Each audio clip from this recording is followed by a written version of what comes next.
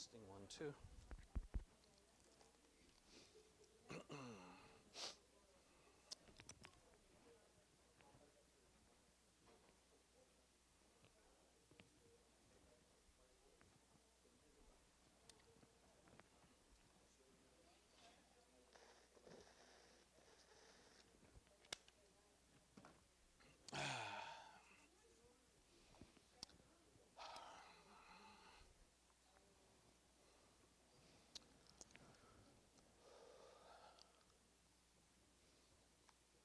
Good morning. Welcome to our Sunday School Hour this morning.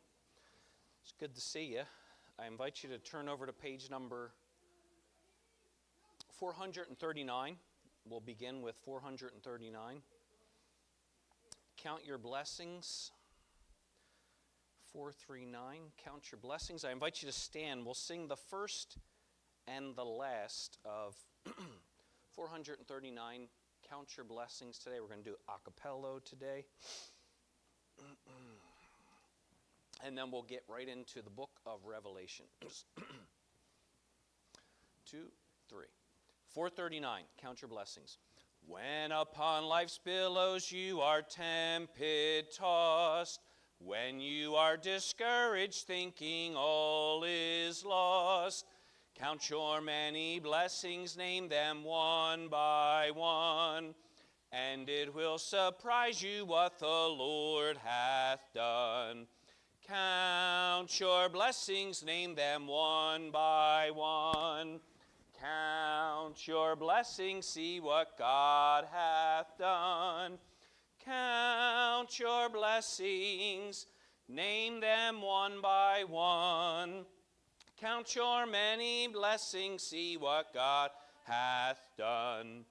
So amidst the conflict, whether great or small, do not be discouraged, God is over all. Count your many blessings, angels will attend. Help and comfort give you to your journey's end. Count your blessings, name them one by one. Count your blessings, see what God hath done. Count your blessings, name them one by one. Count your many blessings, see what God hath done. Father, we thank you for your blessings, dear Lord. We thank you they're new every morning, and as your word says, great is your faithfulness. Thank you, dear Father. Dear Lord, the best that we can do is repay you with our faithfulness, dear Father. And I pray that you would help us to do that, dear Lord. I pray that you would be with our Sunday school classes today, be with our teachers, guide, direct, strengthen them, and encourage them, dear Father. Encourage your students, dear Lord. I know this world has a way of getting us down and defeated and discouraged. But, dear Father, we can take encouragement from you, from your people, and from your word. I pray that you would guide us now through your word today. We'll thank you for it, for it's in Jesus' name we do pray. Amen. Go ahead and have your seats if you would, please. If I could have one of our ushers bring me a bulletin. I don't have one. My wife usually, thank you. My wife usually gives me one. She's not here today. She won't be here with us today. She's going to have several procedures this week. Small doctor procedures, but several of them on different days of the week. And so if you're ever going to plan it, she did a good job planning it all in 1 week. So keep her in prayer if you would, please. Beginning tomorrow, she'll have a couple different procedures this week. She's okay, but we're just following up on some problems that she's had continually. Keep her in prayer if you would, please. Our men's retreat, our men's conference is in there, November 13th through the 15th, okay? There's the dates for that. Our Sight and Sound is just a couple weeks away now, okay? And so make plans. By next week, we'll have the tickets. We're going to give you the tickets, okay? So that when you leave here, you'll have your tickets, okay? I will recommend this in the morning service, of course, because none of our deaf are here. You got to get there at least 15 minutes early. Okay? Find your seats, get seated, and that's important. We've learned over the years that this is the best way to do it. If you show up too late, they won't let you in till an intermission. So you don't want to do that. Okay. Afterwards, we'll head up to Shady Maple, and we'll have some fun and fellowship there. Okay. Trying to think if there's any other announcements. No other announcements that I can think of at this time. So if you're in another Sunday school class, you are dismissed to go ahead and go. And grab your Bibles, open up to Revelation chapter number 18. Revelation chapter number 18. We are making our way through the book of Revelation. We have talked about the woman who is riding the beast, okay? The woman who is riding the beast. And then we talked about Babylon. Interesting things, you know. I don't know if you realize this. There's a lot of talk about retaking Afghanistan. And Afghanistan is a very intricate part in the world. It connects a lot of other nations where these nations will have to come at Israel. And of course, I've shared some of my thoughts with us holding and keeping Iraq. We have some military forces there, which is very interesting. But really, Bible prophecy, folks, is being fulfilled right in front of us. Now, I know that there are a lot of people out there that, and I'm just going to recommend you be careful. There's conspiracies about everything. I mean, even after the shooting of Charlie Kirk, there's all these conspiracy theories. The bullet didn't hit there. And even some of my pastor friends, posted some things. And there are people out there that think that everything's happening for a reason. And I certainly believe that. But it's not man who's behind the orchestration of it. It's the devil. You have to realize that. There's no one man other than the Antichrist and the false prophet who really know the future. Okay? Just as in Nebuchadnezzar's day, God said that Nebuchadnezzar was God's servant. Now, Nebuchadnezzar wasn't saved. He did get saved, but God used him to fulfill Bible prophecy. God used Cyrus, okay? God used other people throughout history. God is using people today against their will or with their will. It doesn't matter. God is the one who has ordained the beginning from the end from the beginning. No man can sit around. Yes. Did you have a question?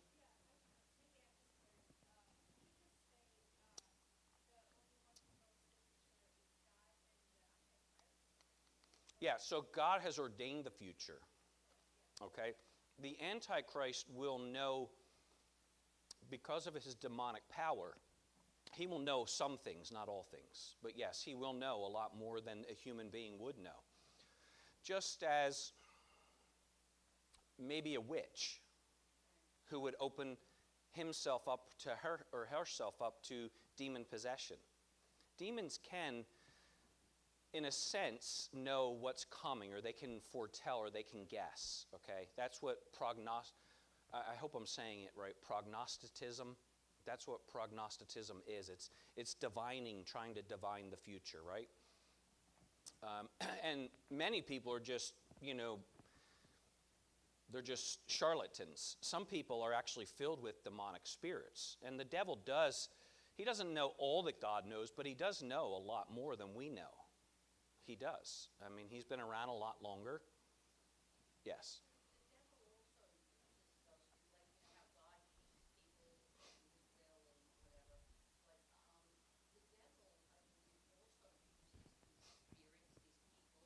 Right.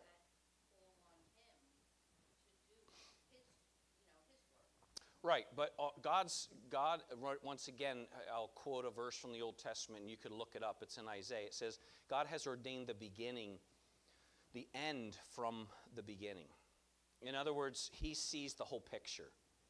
So I've given this illustration a long, long time ago. If you could imagine if I had a long piece of rope here.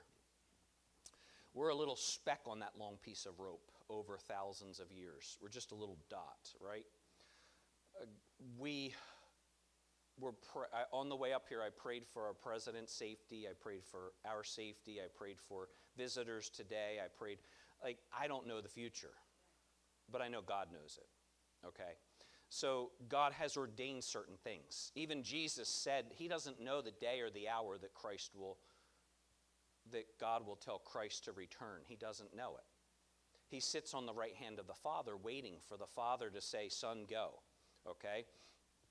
And so the Father knows knowledge that the Son, for some reason, doesn't know, okay, which is interesting, or he's withheld it from him, and he'll tell him one day to go. We don't know when that is. And so these forces are always working against each other. And even Christians are used honestly of the devil a lot of times, to push forward these different theories and these different ideas that are out there. And so yes, you have forces, evil forces, you have God's forces that are at play. But ultimately, I want you to know, God's ordained the end from the beginning. He's in ultimate control. Remember, if the devil uses it for evil, God can turn it into what? Good, right? So God's in control, okay? That's what we need to realize. And that's where I said, these alarmists who are saying that the world's coming to an end, it's counting down. But it's counting down in the sense as though God wound it up like a finely tuned clock, and it's counting down for his return, okay? Now, with that said, unfortunately, it's my opinion, okay? A lot of false information. Like when I walked in the door, and I'll give you an example. I heard people talking. There's this theory that people are just disappearing off the streets, okay? The Democrats have said it. Some of you believe it, okay? And people just disappearing, right? So we become propagandists of false information, okay? The Bible tells us, and I'm going to talk about that in the morning service today, to be very careful with our language. Love, and I'm going to talk about love. Love is described by 9 different characteristics that we'll talk about, and we'll see that, right? And by the way, I've been guilty of this, okay? Even, so it's not, we talk about Democrats and Republicans. We got to go beyond that. We got to go to Christ, okay? It's not just about Democrat, because we're going to push it a party and agenda, and if that agenda doesn't fit ours, then we're going to become propagators of false information. And that's what many people are. And even Christians, they're propagators of a lot of false information that's out there. And so I would encourage you to be careful of that. They become repeaters. I've said this years ago. When we used to have, when I pastored in Philadelphia, or actually as a school administrator, we would have a lot of people come to our school because they wanted to send their kids through a Christian school. And I would meet with the parents, and we were very strict. We were a closed church. In other words, if you didn't come to our church, we did not allow you to partake in the school, unless you were of a church of like faith, and so people would come and they would just join our church. And so one day, this woman, very kind woman, and by the way, she's just a representation of a lot of people today. We went through the Constitution. It was my responsibility to go through the Constitution with people at that point. And she said, oh, the King James Bible, it's so difficult to understand. And I said, I understand that. And I said, can I ask you a real question, and would you answer it truthfully? She said, yes. I said, did you ever read it? She said, no. She said, I just hear that. And because I hear that, I just repeat it. So I said, honestly, and this is a fallacy. Any true person will tell you this, okay? The King James Bible is written on a 6th to 7th grade level. reading level. All the other Bibles are 10th grade and above. It's just been proven. There's proof, like there's evidence, right? And so it's a lie. It's not easier to read. As a matter of fact, when I see it and I read it, I'm like, man, I got to go get a dictionary for that one. I don't even understand that word. So it's a fallacy and it's a lie. We, as God's people, need to be careful that we're not propagating fallacies and lies. Okay? Not just in the political sense, all over the place. We need to be careful of those things. And so let's get back to the scriptures here. God is in control, and He is going to bring to pass the destruction of the beast, the woman that's riding the beast. The woman, as I mentioned, is the Catholic Church. I believe the Catholic Church will be the part of the Laodicean church that will go into the tribulational period. They will become a marriage. The Roman Empire will be revived, okay? The beast and the false prophet will come out of the revived Roman Empire. And then when the beast and the false prophet are finished with the woman, the religion, remember, because what does the Antichrist and the false prophet really want? Now, think about this, okay? What does the Antichrist really want? At the core of everything, what does the devil want? It's one word. You could sum it up by different ways, but give me one word that the devil wants. Power. He wants worship. That's what he wants. He wants you to worship him as God. I will be like God. I will ascend my throne into heaven. So it is power, yes. It is, what did you say? Yeah, he wants your soul, yes. He wants you to worship him. He wants you to be in hell with him, because that's what he wants. And so, but ultimately he wants power. He wants worship. And that's exactly what he will get. But the woman that represents the church is interfering with that worship. So now he has to turn around and kill her. That's exactly what he does. He kills the woman. We read about that last week, if you don't remember. He turns his power against the religious system and kills it because he is a lust fiend, right? He can't bear to allow someone else to receive worship. He's like, I got to have it. So he goes and kills the mystery Babylon. But then there is, in chapter 18, there's an economical. Now, I distinguish 17 and 18 between a religious Babylon and 18 as the economical Babylon, okay? The economy system, right? When you say America, you're talking about the system, right? The system. When you talk about New York, you're talking about a system. Chapter 18 is all about the commercial Babylon, okay? Now, once again, for hundreds and if not thousands of years, people were confused about this. As we read it, you'll see. Because when you read about this, you don't see this nation as wealthy and as rich as the Bible describes it. So for the last 1,000 years, they've been searching who is Babylon, right? I propose to you that the real Babylon will be rebuilt and that the Antichrist will make his home there at some point. And I think that honestly, I say this, that we as America are holding it for him. Because as I said before, and I know I might be redundant, but I want you to understand this. Once you remove Christians from America, America is no different than any other nation. Look at the crackpots that we have today out there. And that's really what they are. I mean, they're crackpots. They become violent, right? They're shooting everybody. They're killing everybody. It's interesting because they're supposed to be the people that are supposed to be moderates, right?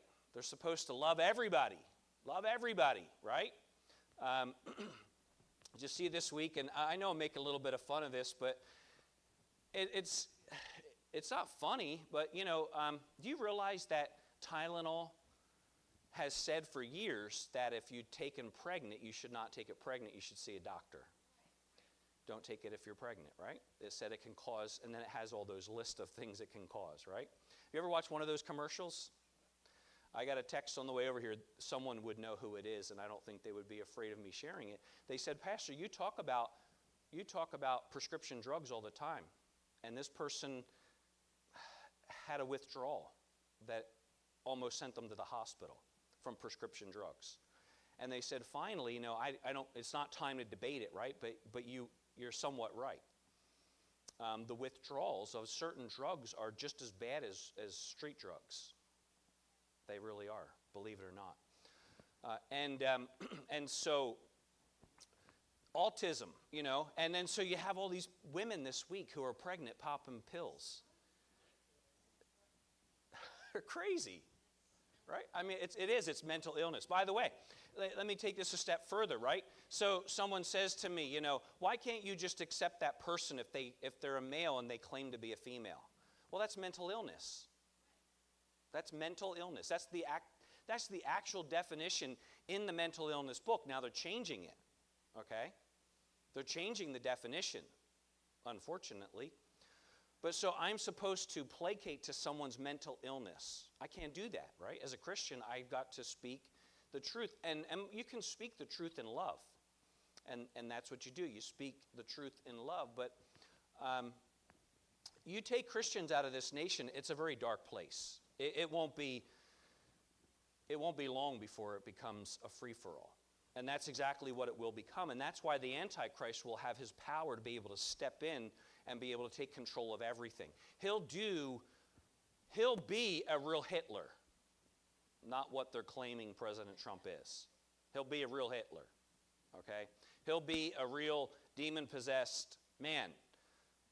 He'll be energized by Satan. And if you step out of line, you will pay the consequences right away.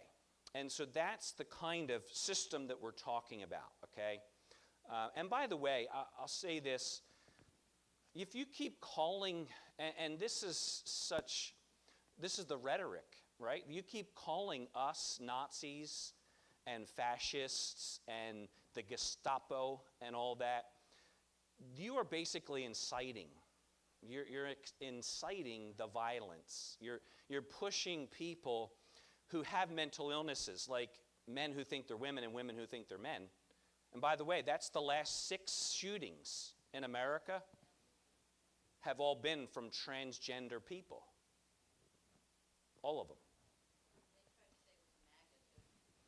Well, that's the spin on it, right? So we have them. The thing is with the internet, we have them saying, they just did it again in Congress this week. They just talked about the Gestapo, right? And you're playing right into it. People are not, this idea of people, and I'm just going to deal with this and move on. You need to probably shut off CNN, the Communist News Network, okay? And MSNBC, I don't know what that stands for. You probably need to step away. And by the way, for the last 2 weeks, I've stepped away from it completely, and I'm a much happier person. Okay? I'm not for either side. I'm for God's side. But people are not being disappeared off the streets. Now, if you're illegally here, you are, and you've already committed a crime, okay? I know that may sound terrible, but when you listen to Hillary Clinton. Just Google her speeches, and she said, if you're here, you're going to have to leave, right? They all said this 3 and 4 and 5 years ago, okay? But now these people, they have, and I've come to believe it, they have Trump deranged syndrome. They just hate Trump, which, by the way, Trump is not really as conservative as a Christian should be. He's really not. He's not. That's how far these people have moved. And, Hitler, we could talk about Hitler. I'm not going to talk about Hitler today. He's in my notes, but I don't want to do this because I want to stick with the scriptures in just a moment because I spent so much time on this, right? Hitler basically said if you tell a lie loud enough and long enough, people will believe it. And that's exactly what they've been doing, right? And at the same time, they've been destroying our country. It's been completely destroyed. People can't go to church, but they can riot in the streets. Give me a break. They can, mostly peaceful demonstrations while cities are being burned down. And people with guns and guns rights who are protecting themselves are being locked up and charged with protecting themselves, right? And so you need to see through all the masquerading. That's what you really need to see. And if you can't do that, I'll tell you, one step is for the person to get saved. They're not going to see through it unless they see through it through the prism. Do you realize, I'm going to show you an example today. Do you realize if you take light through a prism, you could see the colors of it? Did you ever see that? It's a scientific fact. We're going to show it to you on the screen today because it fits in with my illustration today. But you need to see things through the prism of God and how God sees things. And that's the truth of the matter. Now, coming down to this commercial Babylon, it says in verse number 18, "And after these things I saw another angel come down from heaven, having great power, and the earth was lightened with his glory. And he cried mightily with a strong voice, saying, Babylon, the great is fallen, and is become the habitation of devils, and of the hold of every foul spirit, and the cage of every unclean and hateful bird." Now, I'm going to give you these verses if you want to write them down.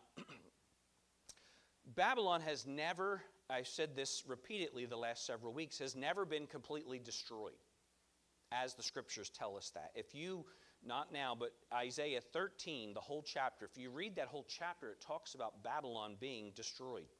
It's never been completely destroyed, okay? And it's never become a habitation of devils and of foul spirits and the cage of every unclean and hateful bird. For all nations have drunk of the wine of the wrath of her fornication. Now, some people do not separate 17 and 18. I do. Because in 17 we were talking about mystery Babylon. In 18 we're not talking about mystery at all, are we? We're talking about just Babylon, okay? So that's another distinction that's important. For all nations have drunk of the wine of the wrath of her fornication, and the kings of the earth have committed fornication with her. The merchants of the earth were waxed rich through the abundance of her delicacies. And I heard, oh, I got a little bug. I got to kill it. Sorry.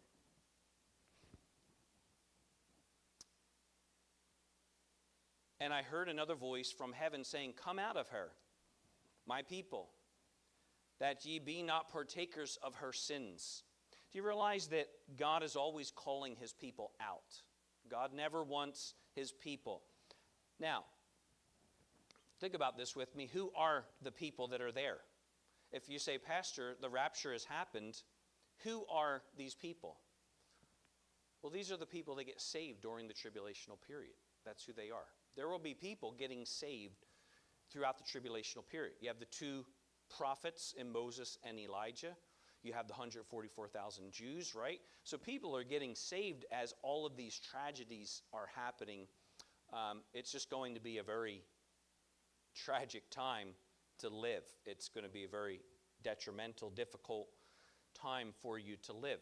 But God is always calling his people out. Come out of her, my people, that ye be no more partakers of her sins, and that ye receive not of her plagues. For her sins have reached unto heaven, and God hath remembered her iniquities. I do wonder sometimes, God, hasn't the sins already reached up to heaven? You think about that, right? Now, I went to bed last night. I had a hard time sleeping, but I did get to sleep. I slept 6 hours. My watch tells me I slept good. I was discouraged when I found out that someone told me that these watches, they just make things up. That's what I heard. I don't know. I was a little discouraged about that. You know, it's funny because your watch tells you had a good night's sleep, and you're like, yeah, man, I feel good. And then it says you had a bad night's sleep, you're like, man, I feel terrible. And then you find out it's lying to you, right? It's just like that political thing I was just talking about, right? Just like us, following along with, the world's thinking and the world's philosophy, right? But God says to come out. And when I woke up this morning, I thought, wow, what went on that I don't even know about? But God knows about it all, right? He knows about it all. And I get these reports in the morning from, did you ever hear of your next door? I think it's like next door neighbor. It's a report, like what went on in your neighborhood. I want to protect myself, my family, the best that I can, my neighborhood. For the church purposes, we're alerted when sexual predators move in. And Ben, you would be amazed. Your head would spin how many are just in the circle of this area. They're all over the place. By the way, that's another reason to get many of these people out of our nation that don't belong here, because of the crimes and all of that. And even our own township promotes a lot of it. Our township had 2 messages on it today. And they were giving free health care screening, free this, free that. Now, I know the election's coming up, right? And I'm no dummy. I know they're not going to have Jack Chitterello signs out there. Right? I mean, come on. Did anybody go to it? Who do you think's paying for the free eye care? The Democratic Party, right? They're buying votes. That's exactly what they're doing. They're buying votes. They're using taxpayer money to buy votes, to promote and say, hey, we'll give you this free stuff, because that's what the Democrats are about, right? They want to just give free stuff. And that's how they stay in power. Or at least that's how they thought that they stayed in power. Now they're losing their power. They're going crazy and all that, right? These are just some of the things that go on in our neighborhood. By the way, do you realize this? And this is a true statistic. Look it up. About 50 to 70% of all mayors, when they leave being mayors in New Jersey, they go to the prison. We love our state. It's quite corrupt. It's very corrupt. And it's time for us to, wake up and to get people that are corrupt out and to replace them. They're not very happy with me. I don't follow along with their little agendas and things like that. Many churches will bring their people right up there. Many churches, yeah, they got free stuff. Let's go. And nothing is free. And we failed to find, we failed to realize that, right? And it's the mess that we've gotten ourselves in. And really, we're setting ourselves up for this exact scenario, for an Antichrist to come in and to level everything out and to take care of everything for everybody. And now God says that the iniquities have reached up to him. Reward her even as she rewarded you, verse number 6. And double unto her, double according to her works in the cup which she hath filled, give her double. Do you realize that in the Bible, God pays nations that have mistreated people back double all the time? In the Old Testament, God paid back double. And he will pay back double trouble, so to speak. Right? How much she hath glorified herself and lived deliciously, so much torment and sorrow give her, for she sitteth in her heart, I sit a queen. Now, a lot of times people will take that and you know what they'll refer that to? America. And who sits in our harbor? Statue of Liberty. I had a man years ago, it was a good message. It really got me, that was the first message that really got me to pray for America about 20 years ago. But I don't think that that's what it's referring to, because I sit a queen has nothing to do with her. It has to do with what? The Queen of Heaven in the Old Testament. Remember that last week? I sit a queen. I'm the queen. Well, actually, believe it or not, Nimrod and Semiramis had the son, Thammuz, who they called the Christ child, right? That's where we get Easter from. That's why we send Easter eggs during Easter. But also, Semiramis was known as the Queen of Heaven. She was the queen of Babylon, is what she was. And so this is back, once again, a reference to Babylon, and she's sitting as a queen. Interesting, right? And am no widow, and shall see no sorrow. Verse number 8, therefore shall her plagues come in one day. Do you realize, there's a lot of plagues that take place throughout the whole time, but God will destroy Babylon in one single day. They'll know that it's not another nation. They'll know that it's God destroying it. In one day, death and mourning and famine. And she shall be utterly burned with fire, for strong is the Lord God who judgeth her. What kind of city in the Bible reminds you of that type of judgment? No? Sodom and Gomorrah. Sodom and Gomorrah. God rained fire down from heaven. Yeah. So this is not a nation that's going to attack their nation. It's nothing like that. Now, they may be at war and conflict with other nations, but God is actually going to bring forth the wrath, as he did in the Old Testament, upon this nation, and he'll destroy it. Not only with mourning, but with famine. And she shall be utterly burned with fire, for strong is the Lord God who judgeth her. And the kings of the earth who have committed fornication and lived deliciously with her shall bewail her and lament for her when they see the smoke of her burning, standing afar off for the fear of the torment, saying, alas, alas, that great city Babylon, that mighty city, for in 1 hour is thy judgment come. So the Bible is very specific, and 1 hour, 1 day, it's coming, and it will come very quickly. The merchants of the earth shall weep and mourn over her. Why? Well, because they're not going to get the products that they used to get from her anymore. That's why. For no man buyeth their merchandise anymore. Now listen to the merchandise, and once again, you would actually think that today, hey, this has got to be America, right?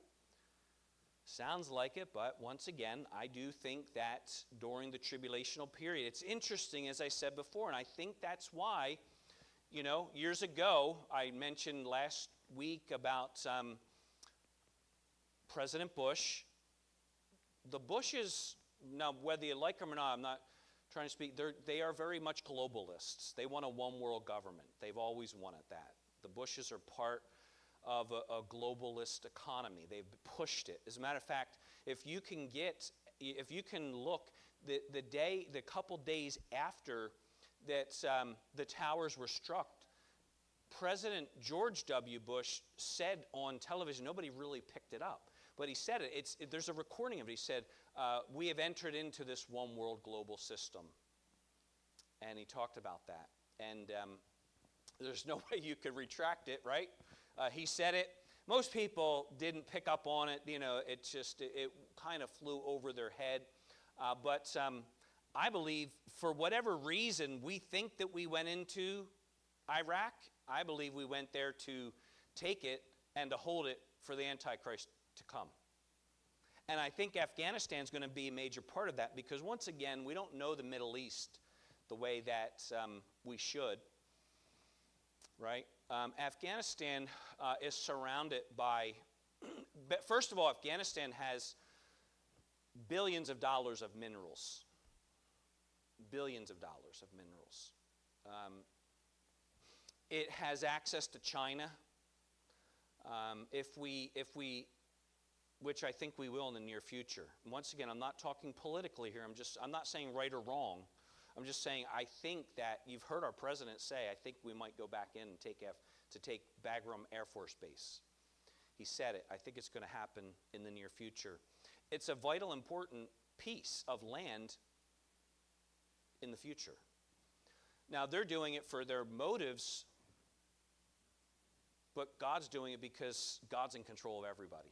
And he knows that time's ticking down. Tick, tick, tick, tick, tick. And it's amazing that the things are happening right before our very eyes. And once again, we're not really paying too much attention to it because we're so busy, right? We're so busy do you realize that in the 1970s, now I was only just a boy then, you realize that, and I'm not saying things were perfect, you know, we didn't have the internet, but people could live on one income. My father was making, you know, $30,000 a year in 1970. But homes prices, a gallon of milk was like $1.49. Homes were $20, $30, $40, $50,000. You could afford things. My mother was a stay-at-home mother. Now, my wife has always been a stay-at-home mom. She's worked in Christian schools and had a couple jobs throughout the years, very small. We've always wanted, but we've sacrificed, and we knew that we would have to do that. And I think that's a wise choice, right? But today it's impossible. Like my wife and I were walking, there's an open house down the street from us. And I did not go see it. I wanted to go see it because I wanted to see how it looked compared to ours, things like that. But it's $375,000, which to you is like, wow, it's a steal, right? It's nothing, right? But you realize that the mortgage, taxes, and I did it. I'm pretty much a pro at this. I mean, I've done it for years. We used to buy and sell and flip homes. Is $2,800 a month is the mortgage payment. But $2,800. For $375,000 mortgage, if you put about 30 to 40 to 50%, or not percent, 30, 40, $50,000 down, your PMI, your principal and interest, your taxes, and your insurance is $2,800 because of the interest rate, which is at 6.5%. Okay? So comparatively, my mortgage is $1,600.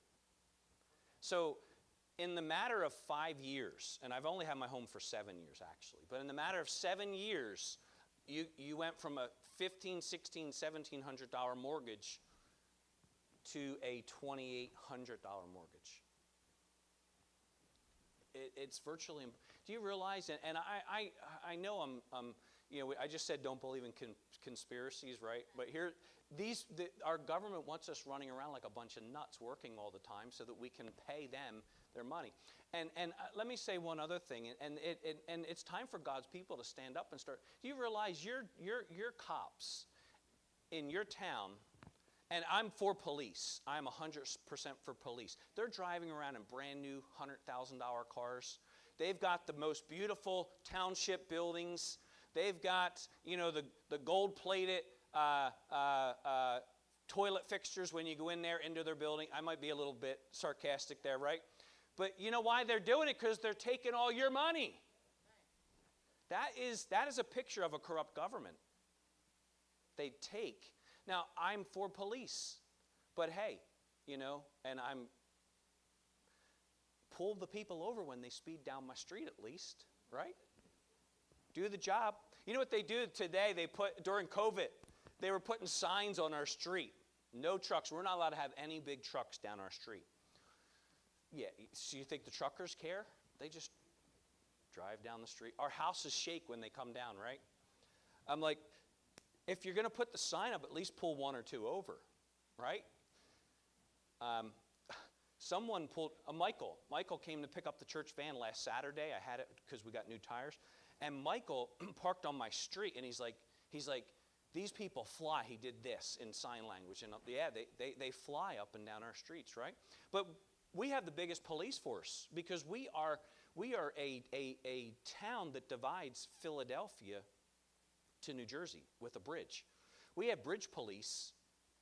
There's only about 60 of them. We have township police. There's only about 30 of us for a small little town, and at least pull them over, right? Well, they don't because we have a Democratic mayor.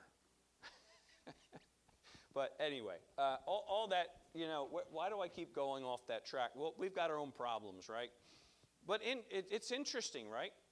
And please, if you don't believe me, look it up.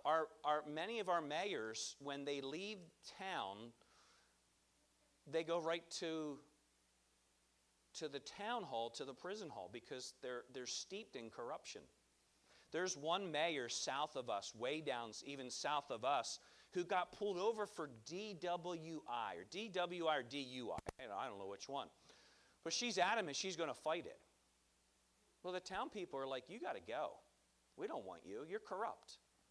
She fought with the police officers when they pulled her over. It's all over our local news. And, she's arguing with our police. And this is the society that we live in today, right? And so the merchandise of gold, silver, precious stones, pearls, fine linen, purple, we're in verse number 12, silk, scarlet, fine wood, and all manner of vessels of ivory, all manner of vessels of most precious wood, brass, iron, and marble, and cinnamon, odors, ointments, frankincense, wine, oil, fine flour, wheat, and beast, and sheep, and horses, and chariots, and slaves, and souls of men. So where does the slaves fit in? Does anybody have any idea where the slaves fit in? I thought we were done with slavery.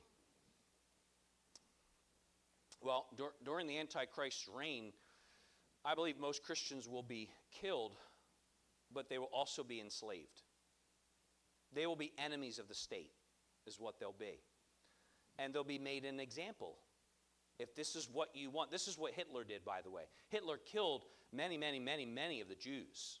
Millions of them. But he also enslaved many of them and sold many of them. Many of them did works in the mines and in other nations. When you go to other nations, Austria, you realize that the Reich had a lot of power in Austria. It built underground tunnels and all kinds of things, bunkers and all kinds of things.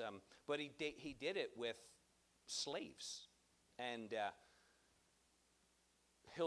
the Antichrist will have some type of slavery system. I don't know exactly what it is, but he'll have some type of system.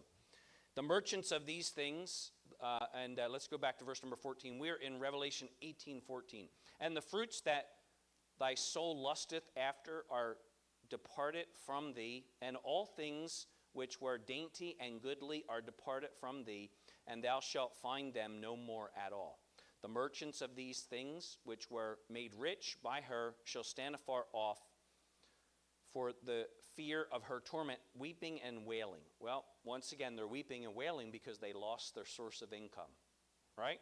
They lost their wealth, and saying, alas, alas, that great city that was clothed in fine linen and purple and scarlet and decked with gold and precious stones and pearls. For in 1 hour so great riches is come to naught, and every shipmaster and all the company in ships, sailors, and as many as trade by sea stand afar off, and cried when they saw the smoke of her burning, saying, what city is like unto this great city?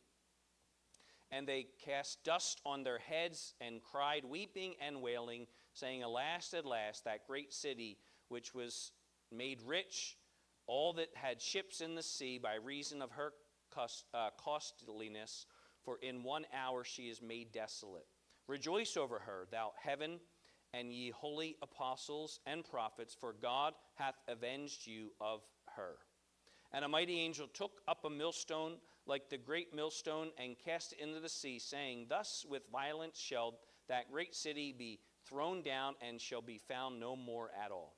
The voices of harpers, musicians, pipers, trumpets, music, in other words, and no craftsman of whatsoever craft shall be found any more in thee, and the sound of a millstone shall not be heard at all in thee, and the light of a candle shall not shine no more at all in thee. The voice of the bridegroom and the bride shall be heard no more at all in thee. For thy merchants were great men of the earth, for by their sorceries were nations deceived. Now, the word sorcery is a very important word. Does anybody have an idea what the word sorcery means? Witchcraft, it can. But witchcraft, do you realize the word sorcery at times in the New Testament has the idea of pharmaceutical medicines? Yeah, they're under the influence of pharmaceutical medicines. Once again, I won't even get into COVID, okay? I won't even get into that. God bless you if you're on your 18th shot. God bless you. Surprised you're still walking and alive. There's a lot of information coming out about that. You can feel free to watch that. It was not a very safe shot. A lot of the drugs that people take today, as I just mentioned, and I'm not going to get into that. I've talked about that quite a bit, and we do have to bring this to a close. But it has to do with sorcery, witchcraft, things like that, but also has to do with drug abuse. And what are we doing today? We're telling people, you realize that the cannabis that you and I shouldn't put you in it, but if you've ever smoked marijuana at any time in your life, 20, 30 years ago, it's completely different than what it is today.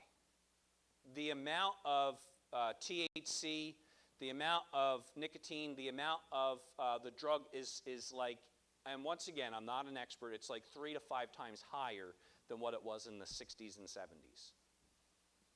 Because it's manufactured in a plant. It's synthetic, I guess you would use the name, right? It's grown at much more powerful strengths. So do you realize that there are certain neurologists that are coming out and saying that if you have been smoking medicinal marijuana for the last 2 to 3 years, you're close to being brain dead. Now that's not exaggeration. It's not hyperbole. We'll start to see the effects of it in the near future just because of the sheer levels of the drug that are completely different. Most Americans don't know this today. And I know I know Christians won't say this, but some Christians may say, well, what's the difference, if someone smokes a little marijuana? Well, I'm telling you, it's not the drug that it was in the 70s and 80s, okay? It's not. It's grown quite differently, and the levels and the brain damage of these people that are smoking it is happening at a lot greater rate. And most people are completely, ignorant about this, but we are a nation that are hooked on our drugs, right? We are. You go to the doctor doesn't tell you to change your lifestyle, stop eating terrible, stop drinking Coca-Cola, stop doing this, stop doing that. What do? They say, here's a pill. Well, why are they giving you a pill? Well, they're giving you a pill because they're getting kickbacks from the pharmaceutical companies. That's why, too. And by the way, that's why a lot of our politicians are who they are. And once again, I'm not going to get down that road. I've already gone over time. But you need to take health seriously into your own hands. That's what you need to do, okay? And by the way, God, and this is what I tried, being a pastor during COVID was one of the most miserable times of my life. Now that I look back, I was miserable. I faked that I wasn't, but I was. Because I had people telling me, Pastor, we got to put gloves on. Pastor, you got to have everybody wear a mask. God gave you an immune system. Do you realize your gut and your gut microbial, if you eat right, you are a very healthy and strong individual. And you can withstand almost any type. And God has put things, minerals, and if you know some of them, let me know. I try, to know as much as I can, garlic and things like that to keep you healthy, right? There are ways to fight that, but most Americans have been given a drug, and they take that. And it's interesting because God uses that word in the end. He says that they'll be under some type of sorcery. And in her was found the blood of prophets, saints, and of her that was slain upon the earth, of all that were slain upon the earth. And so, bye-bye Babylon, you're gone, right? You say, well, what happens now? Well, we're at the end. We're at the end. The marriage supper of the Lamb, it's going to be a beautiful picture. We'll come back to earth. We'll reign with the Lord for 1,000 years. That's the millennial reign, okay? Any questions